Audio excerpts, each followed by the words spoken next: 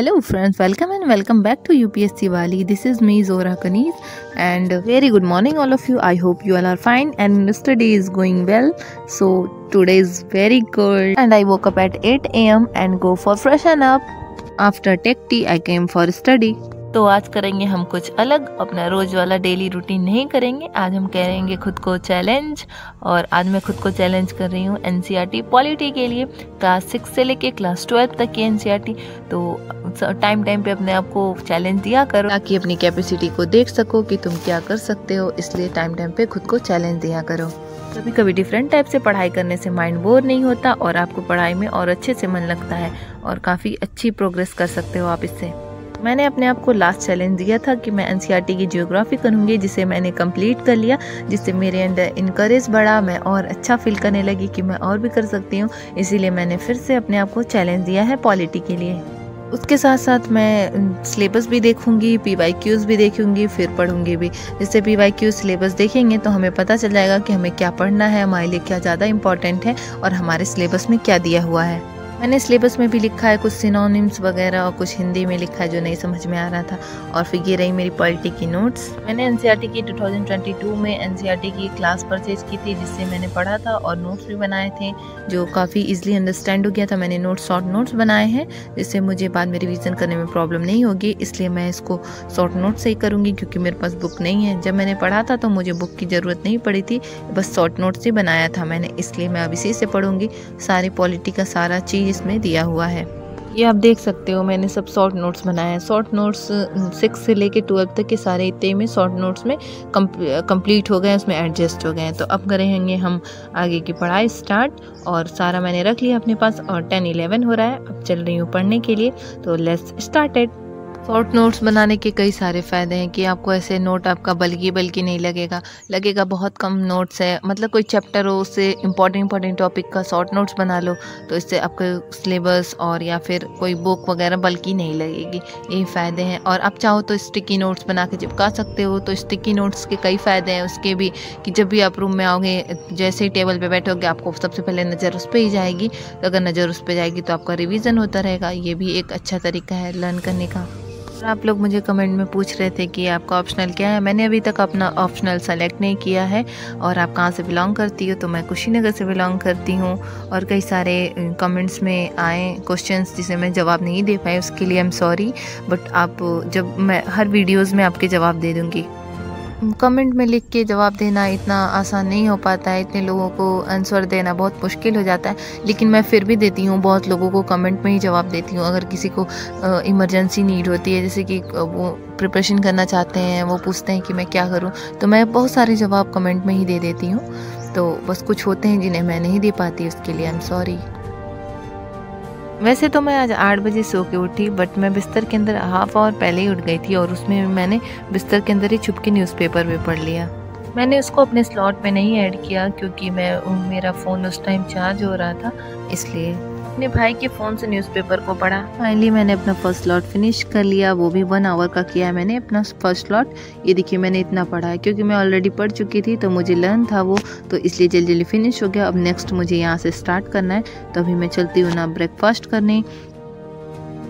मैं बना रही हूँ अपने लिए एग और मेरे पीछे एक बंदरिया खड़ी है, उसको भी चाहिए है। अगर ये चिल्ला रही जल्दी बनाओ, मतलब मेरी गोद में ही है वो, इसलिए मैं एक हाथ से डाल रही हूँ। फिर मैंने उसको नीचे उतारा और बड़ी मुश्किल से वो चिल्लाने लगी। फिर मैंने एग बनाया अपने लिए।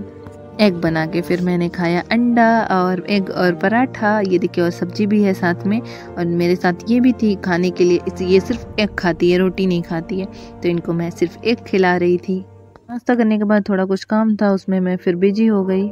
मैं नहा के टेरेस पे आ गई हूँ फ्रेश होके, अच्छे से। खूब अच्छी धूप निकली है, धूप ले रही। और अभी टाइम हो रहा है, मैंने उस टाइम बस, अभी टाइम कितना हो रहा है, 1:43 हो रहा है। मैंने उस टाइम बस 1 स्लॉट ही किया था 1 आवर का। 10 पे बैठी थी मैं और 11:10 तक ही किया था, 15 हो गया था ऑलमोस्ट। उसके बाद से फिर घर के काम और उसके बाद फिर मैं आई हूँ फ्रेश व्रेश होके, नहा वहा के धूप में बैठी। अब मैं जा रही हूँ पढ़ने के लिए। तो चलिए करते अपनी स्टडी को स्टार्ट। Let's started.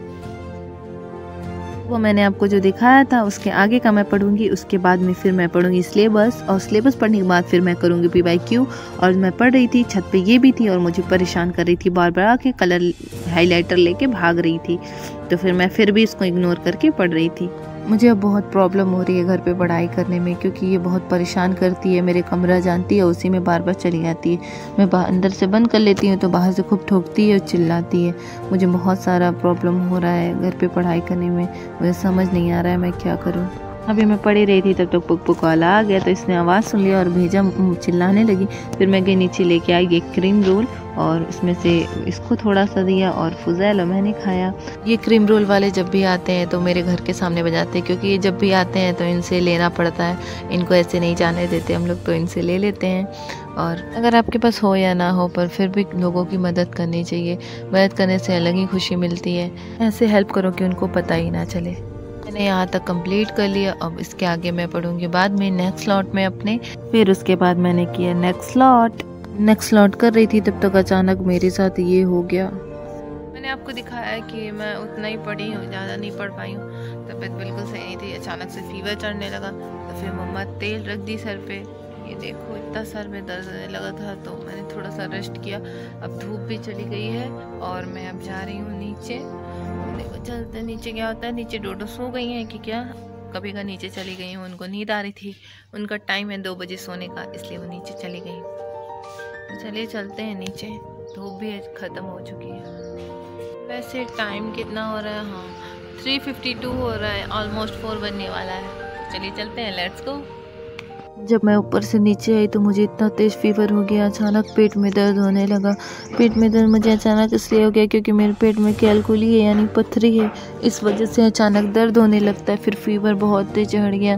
फिर मैं उसके बाद से चाय टोस्ट खाई, ज़्यादा कुछ खाई नहीं, और खा के वही सोए मैं रात में इकट्ठी उठी, क्योंकि मम्मा ने उठाया नहीं मुझे खाने के लिए। तबीयत बिल्कुल सही नहीं थी, इसलिए रात के 11 बज रहे थे तब मैं सो के उठी। ये देखो टाइम, और मुझे कुछ समझ नहीं आ रहा। जब मैं पढ़ने को सोचती हूँ तो मेरे साथ ऐसा क्यों हो जाता है, मैं पढ़ नहीं पाती हूँ, बीमार पड़ जाती हूँ, पता नहीं, मुझे कुछ समझ नहीं आ रहा है। आप लोग सोचते हो मैं नाटक कर रही हूँ, ड्रामा कर रही हूँ। मुझे कमेंट आता है कि यूपीएससी प्रिपरेशन कर रही है, ड्रामा कर रही है। मैं क्या बताऊँ आप लोगों को, एक लड़की के लिए आसान नहीं होता अपनी जॉब को क्वाइट करके फिर यूपीएससी की प्रिपरेशन करना। आप लोगों को कैसे बताऊँ कि एक लड़की को पढ़ाई करने के बाद घर बैठ जाना कितना बुरा होता है। चारों तरफ से टेंशन, प्रेशर, डिप्रेशन रहता है, ऊपर से तबीयत खराब। अगर वो पढ़ ना पाए उस पर क्या गुजरती है, वो सिर्फ वही समझ सकती है जिस पे ये गुजरता है। और कई सारी लड़कियों के साथ ऐसा ही होता होगा, बट वो किसी से एक्सप्रेस नहीं कर पाती हैं इस वजह से। लेकिन मैं आप लोग से एक्सप्रेस कर रही हूँ, मैं आप लोगों को बता रही हूँ। मैं इसलिए वीडियोस बनाती हूँ क्योंकि मैं फाइनेंशियली इंडिपेंडेंट हो सकूँ। मुझे कुछ प्रॉब्लम थी तभी मैं वापस घर आ गई। मैं तो वहाँ लखनऊ रह के पढ़ाई करती थी, लेकिन फाइनेंशियली प्रॉब्लम की वजह से मैं वापस आ गई। और घर पे बहुत सारी प्रॉब्लम होती है, लेकिन सब मुझे सह के फिर भी पढ़ाई करना पड़ता है। बहुत सारा डिस्टर्बेंस होता है, लेकिन फिर भी सबको लगता है कि मजाक होता है। ये मजाक नहीं होता।